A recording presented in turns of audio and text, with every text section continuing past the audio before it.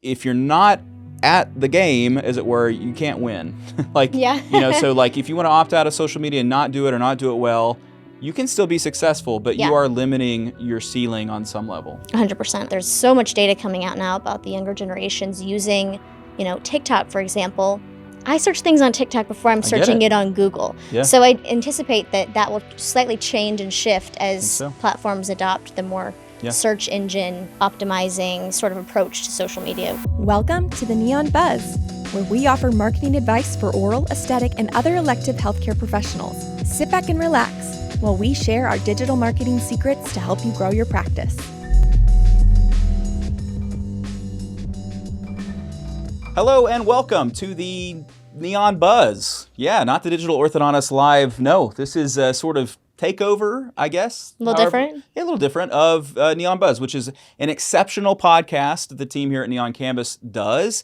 In the time it takes me to do one episode, you guys do like 8. So I'm very impressed. You crank them out. You crank them out, and you do an excellent job. But I'm joined here by Katie. Katie is our social media specialist. It probably says that underneath her because they have titles here. I don't have titles. But she is all things social media at Neon Campus. If you see a social media post, there's a good chance that she did it, and she did a great job with it. And so she is a wealth of knowledge when it comes to social media. And so anytime I have a question about social media, I ask her, especially if it's a question about TikTok, because I, the old man in the room, I know nothing about it, and she knows everything about it. So, dude, that is my favorite. Is it? It is. Well, I know we have differing opinions on that. That makes one of us. Yeah, maybe we'll get into that. So what we're doing here today with Katie is we're going to ask her a few objections from orthodontists about social media, and specifically, why should I work with a digital marketing agency to help me with social media, or maybe even just, why are we doing social media? Those are really common objections. So yeah, they're my favorite to answer too. I think that this is, what I do all day, so it's really fun to talk about.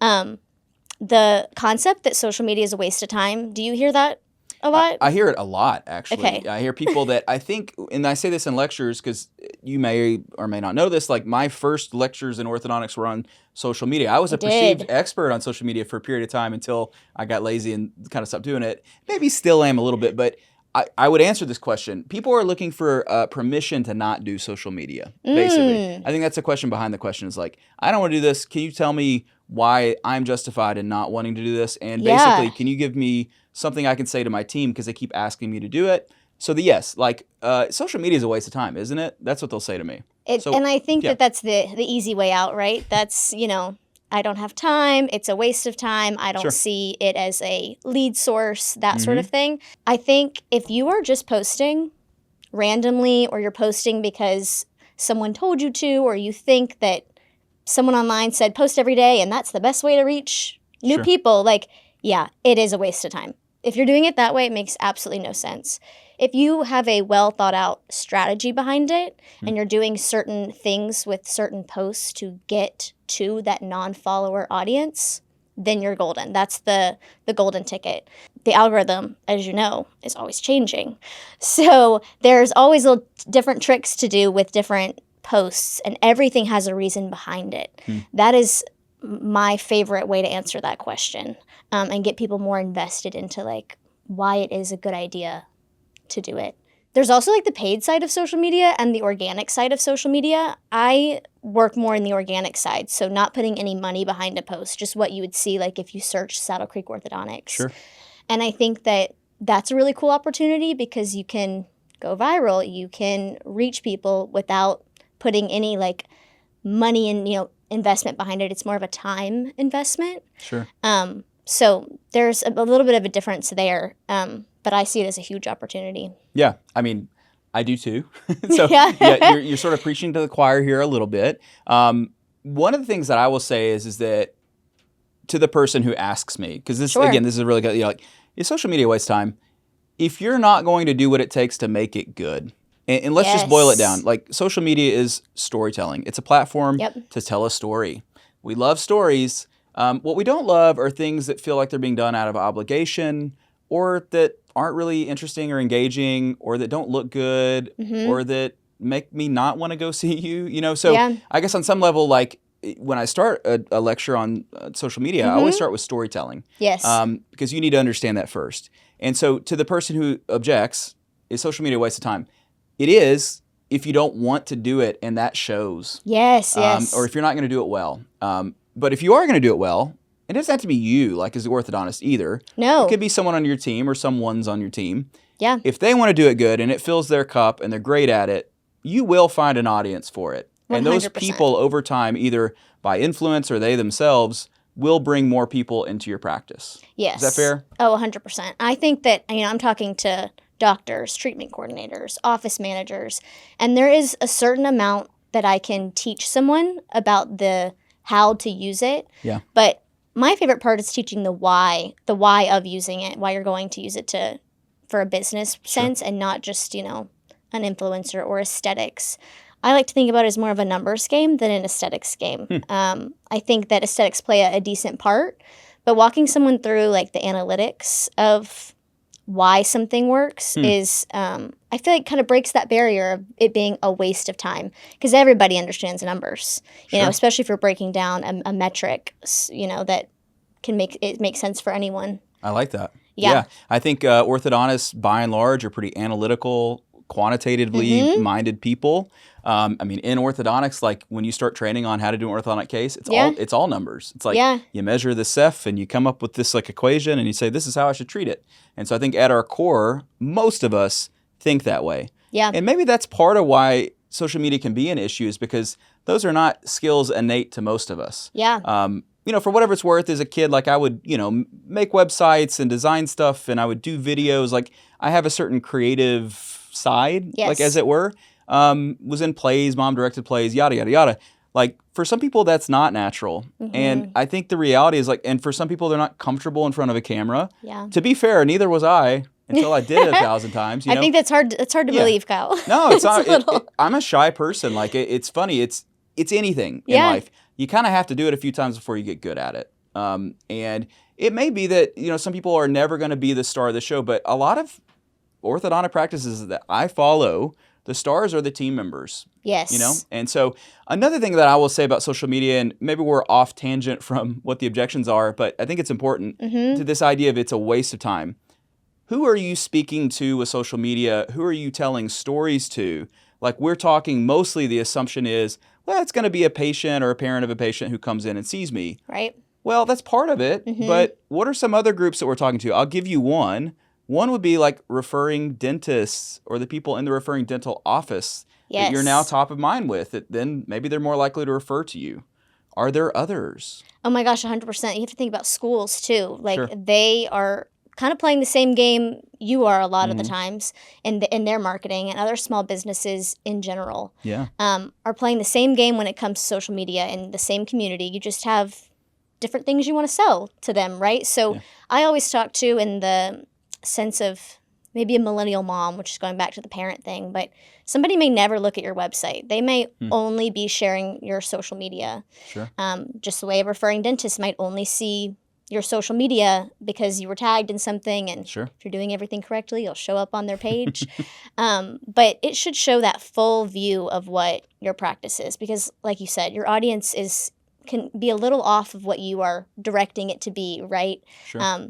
And it might be someone who just really loves your content, and then the connections are formed otherwise. But schools are, another big one too, because they're now on social media. When I was in school, they were not playing the social media game. Everyone is on social media now. Another category for what it's worth is a lot of our best employees found us, team members, I should say, through social media. And so, there's always an audience out there that you're aware of or that you're sort of shooting for. And there's a whole nother audience that you probably will never know and appreciate. 100%. And again, the better you tell the story and the more broadly that story gets told because you're good at it, and then maybe you put a little bit of money into it as well. Sure. Like you're amplifying that story quite a bit. And what an opportunity. And so, again, is social media a waste of time? It can be, but at best, it's actually not a waste of time at all. It's a really good use of time. Let's move on to another objection, shall we? All right, so social media, just be frank. Yeah. It's a hard thing. Of the things we do as a company, it's the hardest thing for me to explain why you should outsource it to us on some level. And so I guess that's an objection is, all right, why should I outsource this? What can you do for me that I can't do for myself? And I guess in that sense, like, what are you going to do? Like, what can you do that's going to make it worth it? I think one of the unique things that we do is more of the consulting side and less of the management side. Okay. A lot of marketing agencies offer social media management, right? So that's somebody posting for you from a different location. And, I just feel like that's not as authentic. So it's my favorite part of my job is that I get to do the consulting side to teach the doctor, the treatment coordinator, the office manager, the why behind it, and then they can have those more in-person moments and things like that. I would love to ask you, who runs your social media at Saddle Creek Orthodontics? Yeah, that's a good question. Well, it's changed a little bit over the years. We have had, dedicated marketing coordinators that have, kind of come and gone or shifted around. The kind of through lines of our social media have been myself and my wife, Anna. We've always had a handle on our social media. And then we have different people on the team that do different parts of the social media process. Interesting. To me, again, like the kind of unifying principle is story. Yeah. And anyone in the office can be a reporter, as it were, on the stories that are the best that we want to elevate to the level of hitting our social media. Right. And then someone needs to take the photo, and someone needs to make sure that, it gets written and it gets posted. And there's lots of different skill sets that can kind of play into that. Yeah. And sometimes we use Neon Canvas, the experts, to help us with designing stuff and so on.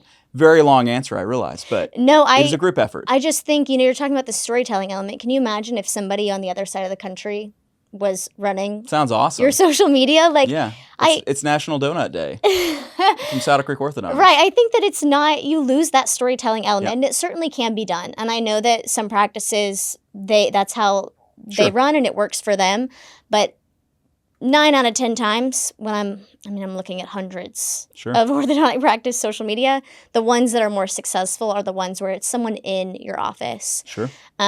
That's always going to be more successful because as much as I'm writing their strategy, I'm writing a content calendar, I'm going through the plan with them and explaining it, I cannot be there in the moment when Johnny gets his braces off and he was the third in his family to come. I don't know those details and those storytelling elements that really sell. You guys do a really great job of it that sell your team and your unfortunately story. Johnny didn't brush very well, and so he has white spots on his teeth, so we weren't able to feature Johnny on our social media. See, I wouldn't have known that about exactly. Johnny. That's why you didn't know it about Johnny, because we didn't tell you. We're kind of embarrassed, but I digress. I'm kidding. No, it's harder to pull those elements out and give it to someone else who's doing the management, right? I think it's impossible. Yeah. I mean, in fairness, I've never understood that. I mean, for what it's worth, that's a part of why I don't want us to do that, because I don't think that's the right thing. I have done that before I had this job, and it's really good perspective to understand, it's hard to answer comments because I don't know who's commenting. The person who's running your socials, know that is Johnny's mom. Sure. So you know how to answer, and it's a good, if somebody's coming to look at your socials, oh, wow, they took the time to, comment, and they clearly know who they're talking to. That is an investment of time that I, as someone who would be across the country, wouldn't have necessarily. And so it doesn't work for a position of growth, I think. My goal is that we don't have to meet. I want to teach you enough that you understand. You get that content calendar for me and you understand what to do, why we're doing it, and then I'm watching all the numbers come in and I'm like, yeah, we're good. You're a social media expert now. That's what I want. I want you to not need me. That would be the goal. That's great. So a little different than some of the other things we do, you could say. That's it great. is. It's one of the only things I think that we kind of put onto a client's plate, but we give them all the resources to do on their own, and they still, it's still valuable, obviously. So let me ask that. Part. You said you mentioned resources. So obviously the coaching, the expertise, I mean, again, you're a wealth of knowledge on this stuff. You're going to know more about it than 99.99% of people who you're ever going to work with. Yeah. And that's great. This is all you do. Again, she's a specialist at this. What are some of the things uniquely that Neon Canvas can add to help augment and to improve this storytelling? 100%. I always tell people, I will do and we will do everything for you, but hit the post button. A lot of times in a social media role, you wear a lot of hats. You become the social media intern, the social media girl, and you wear a lot of hats. We have so many departments here that are so built out. When a client puts in a creative request, it's going to a team of writers, a team of designers, and I have a hand in it as well in the, sort of overarching, these are the best practices. But ideally, they don't have to think about all the tiny things as they go along because we've pre-planned that out, and we're doing that part for them. So I think that's a huge perk of the service. So my brain is rattling around. I'm thinking out one common objection I hear from doctors is, we can do social media, but I don't want to be in it. Oh my gosh, I've heard that so many times. And I'll be honest, my team for a couple of years now has been asking us to do a TikTok, and I'm sort of stubbornly like, don't want to do it. I don't want like the pressure of having to do it. I don't love TikToks, and again, we can argue about that later, and it is what it is. So like, I even have that same I have some objections. I don't want to do that. But what would you say to someone who just sort of full sail says, you can do social media, but I don't want to be it. The doctor is not going to be in the social media. First, I will just say I've never asked a doctor to dance on TikTok. Oh, good. Yeah, it's never in anything that, I would recommend. There are obviously other types of video content that a doctor needs to be in, but I like to get to know the doctor and like the practice a little bit better to understand what they would be comfortable with. Okay. Also, a lot of times, 10 out of 10 times when I'm looking at analytics, posts that have the doctor in them are performing far better because they're like the star of the show. Sure. It makes sense. So normally when I pull that one out of my back pocket, they're like, okay, I guess, they're more willing to do it. One that a lot of people like is to just pull out your camera and talk to someone like you're on FaceTime and you're just sort of filming yourself. Sometimes people are more comfortable with that. What is your favorite way to be featured? Do you have a favorite? I'm kind of an odd bird, and I in the sense that I get like a certain anxiety. It's like a stage fright, even at this level of doing stuff all the time. Depending on what it is, like if it's just a photo, no problem. Yes. If it's like a video where I'm in sort of like newscaster mode, like podcast, no problem. But if I was having to do like a reel or like a TikTok or something like having to act or like, it would be hard for me. Yeah. Like dancing, like, no, I'm not a dancer. Like, I think some of that is like the anxiety I have over it not being excellent. Like if I'm going to do it, I want it to be, top notch. And so there's perfection paralysis in a lot of that too. Yeah. If a doctor just straight out refuses, I don't have time, and it's just not happening, I will always say, like, pick someone at your practice who maybe is comfortable on camera, and they don't necessarily have to become the star of the show, but they're the voice. Yeah. And you can still have that personal connection, because I think if you don't have sort of a key player on socials, then you lose that voice. It becomes a little more generic. Yep. So it is needed, and then we can kind of see those upticks go for whoever that person is that is that strong voice. Good point. It's never as good as the doctor, but it can work. Yeah. Doctors need to suck it up and get on camera, I guess. You heard him. Yeah. So I guess another way of saying that is sort of your team needs a mascot, as it were. Yeah, and I guess I would say, like, in the context of offices, and I know them, where maybe the doctor is very shy or doesn't want to do it or whatever. They're just burnt out on orthodontics. I don't know. There is often an office manager or a treatment coordinator or a front desk receptionist that is kind of that energy for the office. And so that person can probably be the focus. Yeah. And that's probably what happens. But I think it's important for the doctor to understand, like, your audience wants to see you. They want to hear from you. But also your story needs to be authentic to you. Yes. And to me, the most cringy is when the doctor has obviously been talked into doing something that he or she is not comfortable doing. Yeah. And it's just like, oh, I don't want to see this. 100%. Quality over quantity is a big thing in social media. And that definitely has a lot to do with it. One very common objection about social media is this idea that the leads generated from social media, whether that's ads or just organic or whatever, patients that respond to social media, that they're trash, that they're no good, they never show up, they never convert. Yeah. What's been your experience with that? I think they can either be like trash or treasure. You were just saying earlier, some of your team has found you through social media, right? And they had to understand who your office was, what your team is like, the personality behind that. I just talked to an office last week that had a patient who was an influencer in the area.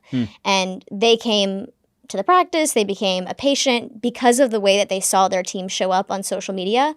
And then in her first visit was like, how can I help you guys on social? Like, let's make this mutually beneficial.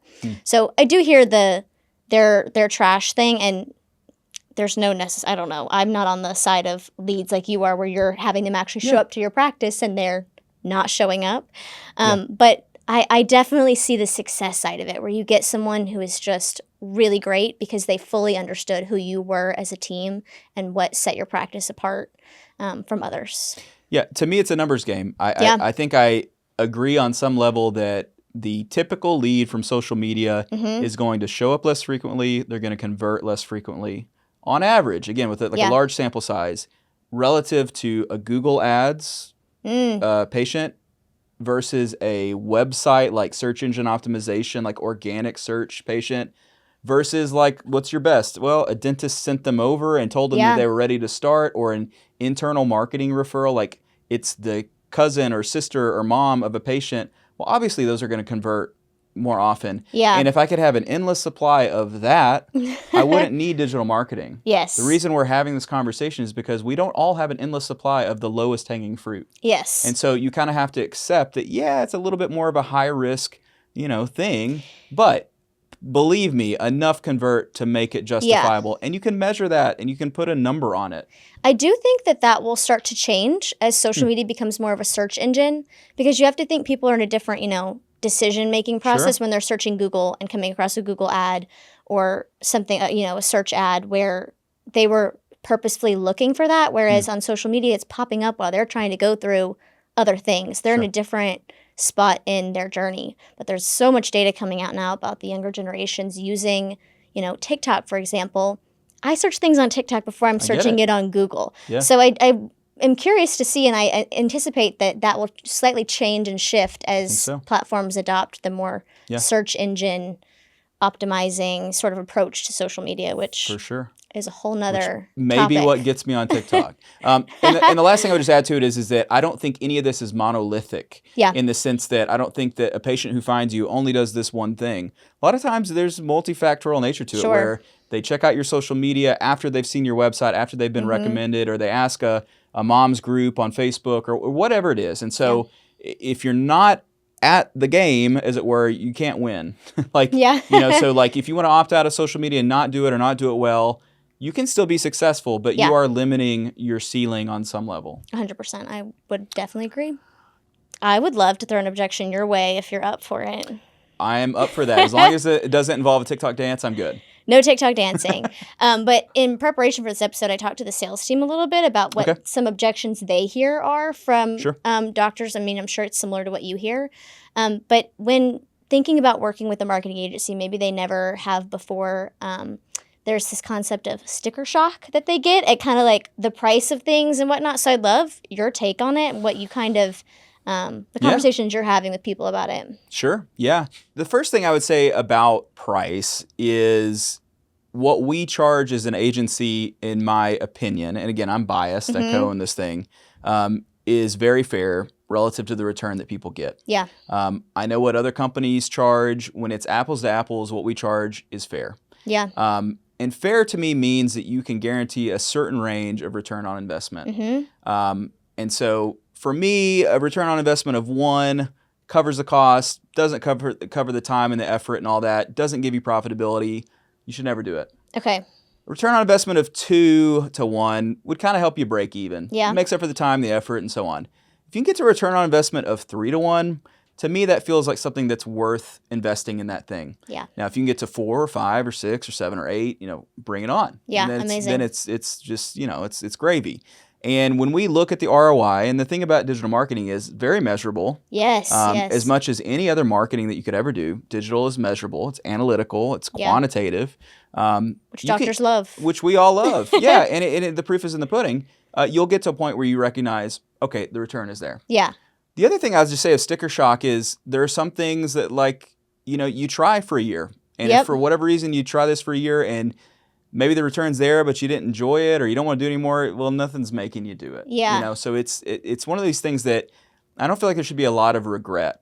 Okay. And so I don't know that answers it exactly. Yeah, 100%. Okay. I also am very curious. Obviously, before Neon Canvas was a thing, you had a different marketing agency. Sure. What was that like for you in that decision-making process? Did you have sticker shock? Well, sure. I mean, I was starting a practice from scratch. Yeah. So like, to be clear, like to the degree that people have sticker shock or that they're concerned about the cost or it's hard to want to pay for it, I'm very sensitive to that. Yeah. at the same time, we have a company of, 50 plus people that, a business has to work as a business for it to make sense. I mean, it's not unlike an orthodontic practice. Do people get sticker shock that, braces cost $6 or $7,000?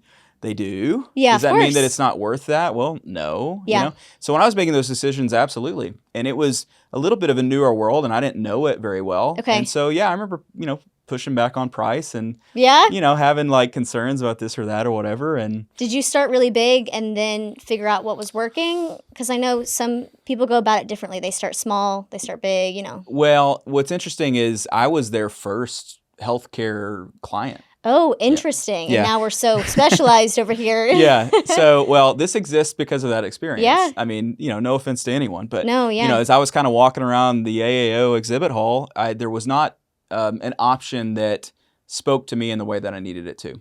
And so Alex, co-founder of Neon Canvas, I met him through this previous company. Yep. And that's how the idea of this came about was we feel like there's a need in this market for something that would fit an orthodontic practice like mine. Yeah. And so we have literally built it from no clients to a lot of clients on a certain number of core principles, a lot of which is treating clients at our best how I would want to be treated. Yeah. And helping tell these stories and amplifying these stories and getting more patients into the offices of orthodontic practices. Yeah. I really appreciate your perspective on that because clearly we've been with a different agency and you've been the one that is the client. Obviously now we still do work for you, but you're also the expert. You sounds like from the beginning as a creative type of person, you had a decent understanding of what needed to be done. Yeah.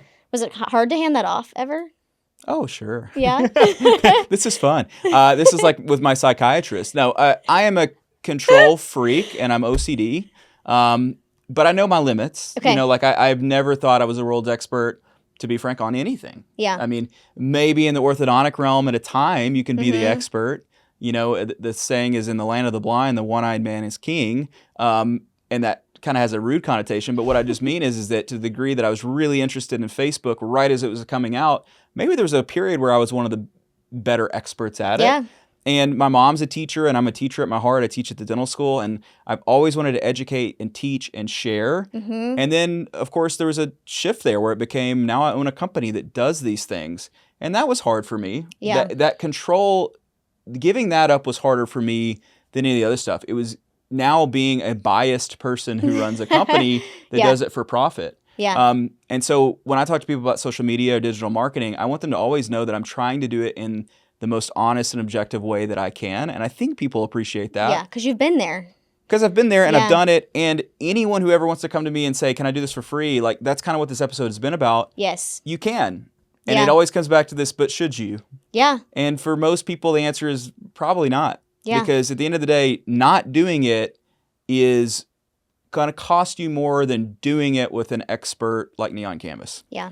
So that's opportunity cost. We only get one, time around in this life. Well, I guess more than one time. I was thinking about the rotation of the earth, but we only get so many years to do an orthodontic practice and to do it well and to grow it and to make it what we want it to be. Yeah. And for most practices, digital marketing is an important part of that.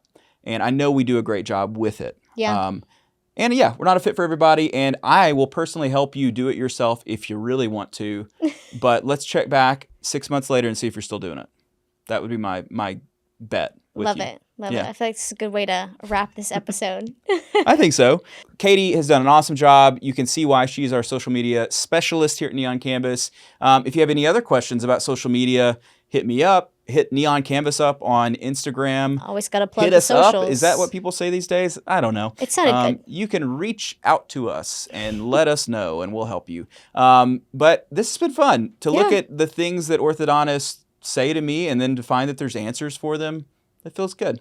And it doesn't have to come from me. It can come from experts. Look, I'm just a innocent bystander. No. I have nothing to do with this. This is not my fault. Of course, if you need help with digital marketing, if you're convinced now, you know what, maybe I should look into that, please reach out. neoncanvas.com. You can go check that out. Yep. We will be at the AAO here pretty soon. It's in Philadelphia. It'll be fun. There's great food there. But thank you to Katie. Thank you to Kurt. Thank you to Emily. And thank you to me. Thanks, Kyle. For showing up here on the Neon Buzz, or just simply Neon Buzz. And it's a sort of TDO live takeover. We appreciate you guys so much, and we will see you very soon. Bye-bye. Bye.